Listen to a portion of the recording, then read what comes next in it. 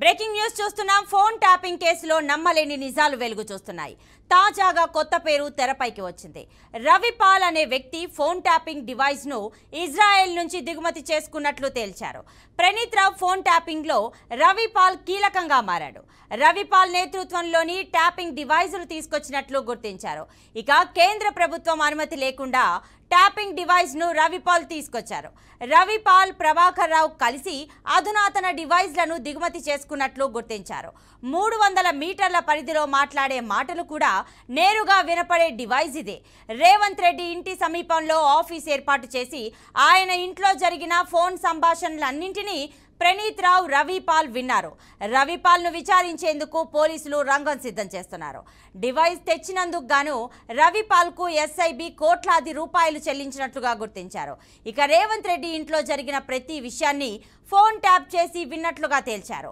ఎస్ఐబిలో technical consultant గా ఉన్న రవిపాల్ విధులు నిర్వహిస్తున్నారు.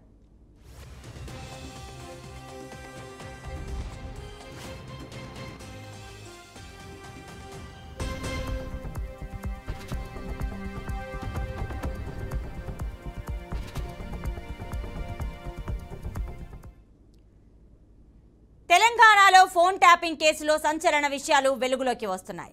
ప్రముఖ జ్యువెలరీ వ్యాపారులు, హవాలా వ్యక్తుల ఫోన్లలో ప్రణీత్ రావు, భుజంగరావు, తిరుపతన్నలు ట్యాప్ చేసినట్లు పోలీసు అధికారులు గుర్తించారు. 36 మంది రియల్ ఎస్టేట్ బిల్డర్లు, జ్యువెలరీ వ్యాపారుల ఫోన్లు ట్యాప్ చేసినట్లుగా విచారణలో తేలింది. మాజీ మంత్రి అనుచరుల ఫోన్లు ట్యాప్ చేసి బెదిరించిన అంశంపై అధికారులు ఆరా తీస్తున్నారు. ఇక బీఆర్ఎస్ పార్టీకి డబ్బులు ఇవ్వకపోతే ఆడియోలను బయట పెడతామని బెదిరించారు.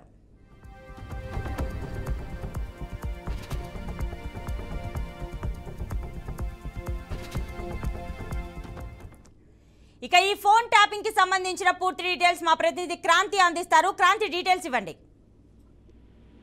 రైట్ ప్రతిభ, ఏదైతే తెలంగాణలో ఫోన్ ట్యాపింగ్ కేసు సంచలనం సృష్టించిన సంగతి తెలిసిందైతే ఇదే అంశంలో ప్రణీత్ రావుని అదుపులో తీసుకొని విచారిస్తున్న పోలీసులు మాత్రం కొన్ని సంచలన నిజాలను అయితే బయట పెడుతున్నారు. అయితే ఇదే అంశంలో కొంతమంది అధికారుల పేర్లు కూడా బయటికి రావడం జరిగింది.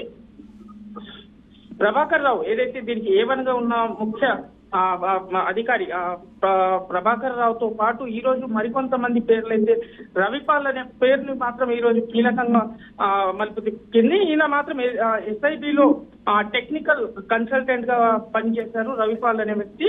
రవిపాల్ నేతృత్వంలోనే, ఎందుకంటే ఈ డివైస్లు కావచ్చు, దీనికి సంబంధించిన వర్క్ సాఫ్ట్వేర్ కంపెనీ పేరుతో ఇజ్రాయెల్ నుంచి అయితే ఈ డివైస్లను తీసుకొచ్చినట్టుగా, ఎందుకంటే కేంద్రానికి ఎలాంటి అనుమతి లేకుండా మాత్రం ఈ డివైస్లు తీసుకొచ్చి ఇక్కడ ట్యాపింగ్ అయితే చేయడం జరిగింది.